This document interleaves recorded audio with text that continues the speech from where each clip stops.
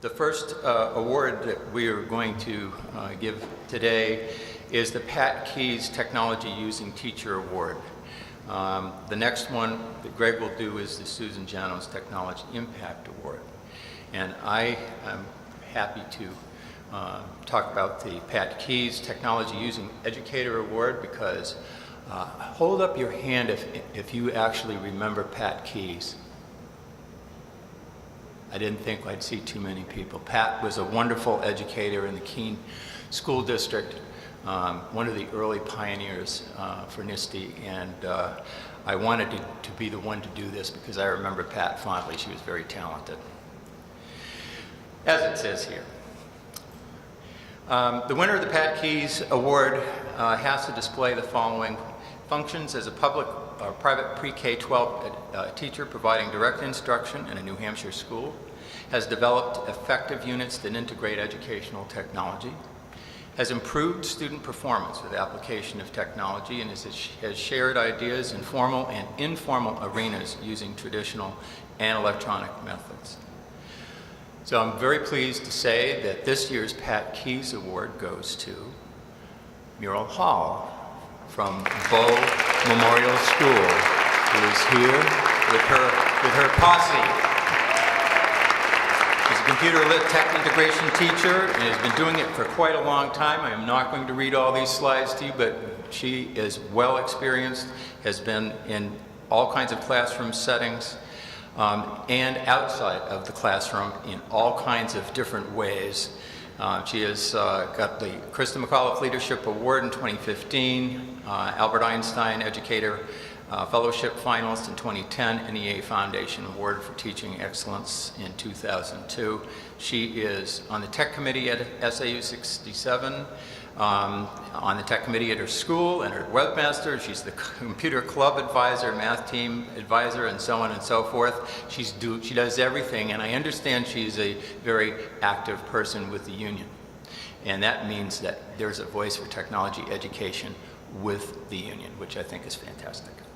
She's also done a lot of traveling, as you can see, out in the bush. Limpopo, South Africa. Don't you love just to say that word, Limpopo? And in El Salvador as well. And then in a land down under in Melbourne, studying contemporary issues in math education, and across the pond in Bath, England. So she is well traveled. And is also does a lot outside with the athletics. And I'd like you to please welcome Muriel Hall to get this award. And I also have a proclamation to read. State of New Hampshire, by His Excellency Christopher T. Sununu, Governor. Citation: be it hereby known that I, Christopher T. Sununu, Governor of the State of New Hampshire, join with my fellow citizens in extending my personal best wishes and sincerest congratulations to Muriel Hall, Bow Middle School, in recognition of receiving the Pat Keyes Technology Using Educator Award from the New Hampshire affiliate of the Society for Technology Education, should say. Muriel has years of experience in using technology in education. She continuously collaborates with her educational communities to share her knowledge on the topic. On behalf of the citizens of New Hampshire, I commend Muriel for her dedication to integrating technology into her teaching. Signed, Christopher T. Sununu, Governor, November 26th, 2018. And we'd like to present this award now to Muriel.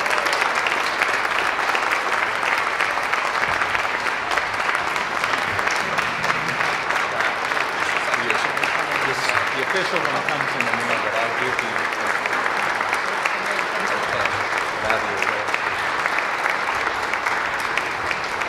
Thank you. Good morning. I'd like to begin by thanking the NISTE Awards Committee. I'm truly honored to be receiving this award. A special thank you goes to my husband Tim and sons Jim and John.